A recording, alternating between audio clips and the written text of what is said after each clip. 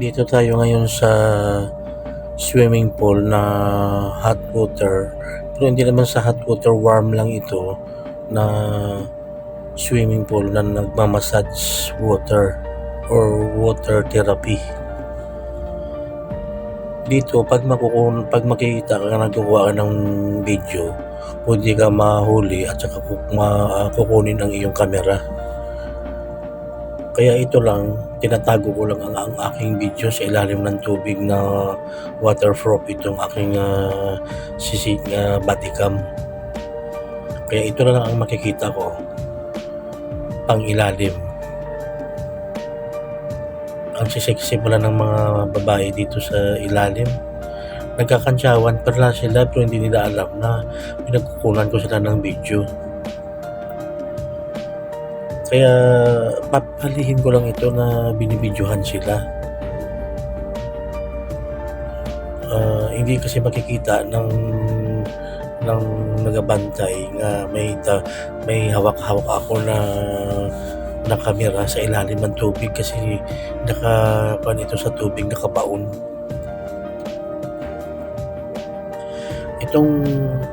Itong water na ito, malakas na pressure ito na nanggagaling sa floor at saka sa gilid ng swimming pool na pumapalo at saka doon mo ibabangga ang iyong katawan.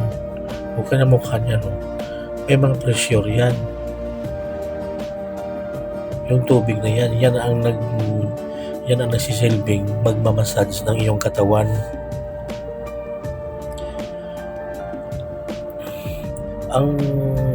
Ang bayad dito 600 pesos at tatagal ka ng 4 na oras. So ang 4 na oras na yan, solid ka na.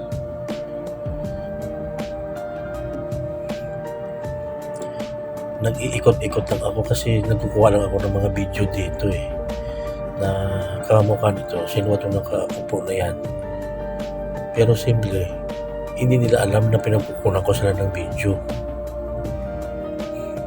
Ayan yung palo na yun, pwede mo doon idikit ang iyong katawan at saka yun ang magmamassage. Ang lakas ng pressure dito sa ilalim ng tubig sa swimming pool na ito. Kaya kung mahina yung mga tuhod mo, pwede kaya na tutumbahin ka sa pressure. Ayan, tingnan yung current na yan. Ang lakas ng current, yun ang nagmamassage sa iyong katawan. Plus na maligam-gam pa ang tubig. So, solid ka talaga dito. Itong mga itong mga naliligo dito,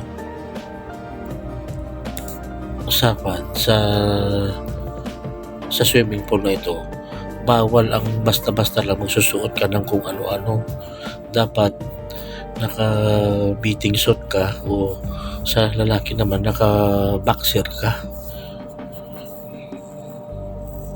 O kamamukha niyan, dapat yung ulo mo meron din siyang parang pinakasombrero kasi papaluin ka ng tubig dyan na malakas na pag walang harang ang iyong tainga, pwede mapasukan ng tubig ang tainga mo. Kaya dapat may sombrero ka na pati ang tainga mo natatakpan.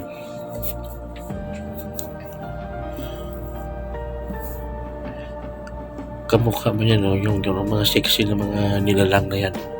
Yan ang anak kulang ko ng video.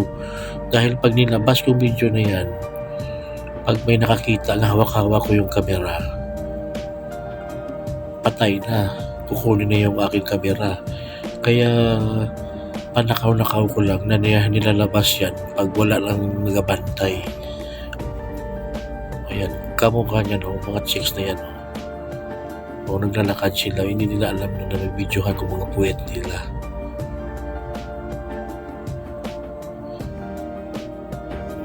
Diba? Ganun lang kasimple yung ginagawa ng camera ko. Wala silang alam na hawak ko yung camera ko. Kasi